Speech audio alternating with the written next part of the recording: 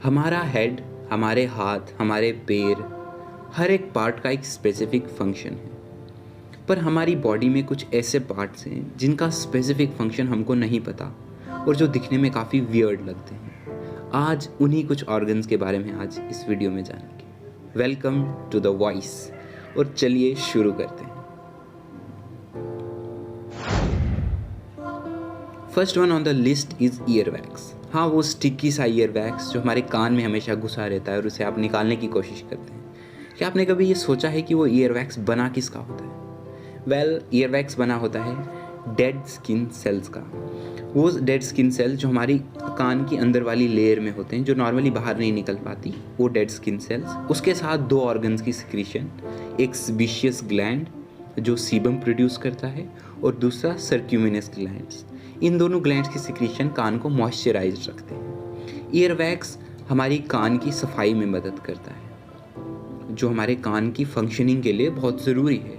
इसके अलावा वो हमारे कान को अंदर से मॉइस्चराइज्ड भी रखता है। Moisturization is essential for working of our ear. तो इतने से तो हमें ये पता चल गया कि ईयर वैक्स का होना कोई प्रॉब्लमेटिक बात नहीं है। फिर हमें इसे लगातार निकालने की ज़रूरत नहीं है अनटिल ईयर वैक्स का होना कोई हमें हियरिंग प्रॉब्लम ना क्रिएट कर रहा, जो मोस्ट ऑफ द टाइम यही कारण होता है हियरिंग प्रॉब्लम्स का। उस वक्त भी हमें ईयरबड्स का इस्तेमाल नहीं करना चाहिए। ईयरबड्स ईयर वैक्स को अंदर की तरफ पुश करते हैं, जिससे ये हमारे ईयर ड्रम्स को नुकसान कर सकता है और हमें हियरिंग प्रॉब्लम और ज़्यादा बढ़ सकती है। बहुत सारे इंस्ट्रूमेंट्स हैं जो हम यूज़ कर सकते हैं फॉर क्लीनिंग द ईयर।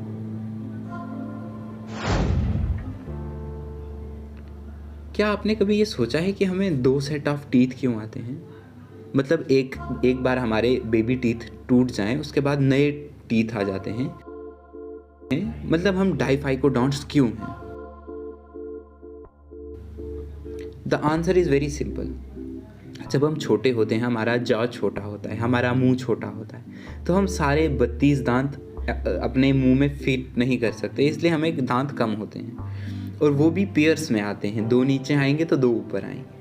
लेकिन जैसे जैसे हम बड़े होते हैं, with the course of time हमारे जॉ का साइज़ बढ़ जाता है, तो हमारे अंदर नए टीथ आने लगते हैं। तो इसी तरह आप देख सकते हैं कि जैसे जैसे हम बड़े होते जाते हैं, हमारे नंबर ऑफ टीथ बढ़ते हैं। एक एडल्ट की बात करें तो उसमें 28 टीथ होते हैं और जो बचे हुए 4 टीथ हैं वो लेटर ऑन हमारी स्टेजेस में आते हैं, जिनको हम विजडम टीथ कहते हैं। इतना ही नहीं, कुछ ऐसे भी जानवर हैं जिनमें 2 से ज़्यादा बार दांत आते हैं, जिनको हम पॉलीफाइकोडोंट्स बोलते हैं। जिनमें रेप्टाइल्स जैसे कि क्रोकोडाइल्स आते हैं, दांतों वाली मछलियाँ टूथ फिशेज आती हैं, और इसके अलावा कुछ मैमल जैसे कि एलिफेंट भी आते हैं। इनमें 6 बार तक दांत आ सकते हैं। तो यहाँ पे क्वेश्चन होता है कि हमारे दांत क्रूक्ड क्यों होते हैं? वेल, जैसे जैसे इवोल्यूशन के साथ हम आगे बढ़ते जा रहे हैं, हमारी फूड हैबिट्स चेंज हो रही हैं। हम ज़्यादा से ज़्यादा कूड फूड की तरफ जा रहे हैं, सॉफ्ट फूड की तरफ जा रहे हैं, जिसके कारण हमारा जॉ छोटा हो रहा है, लेकिन नंबर ऑफ टीथ उतने ही रह रहे हैं। तो टीथ कंजेस्टेड हो जाते हैं और वो क्रूक्ड हो जाते हैं, इसलिए हमको ब्रेसेस यूज़ करने पड़ते हैं।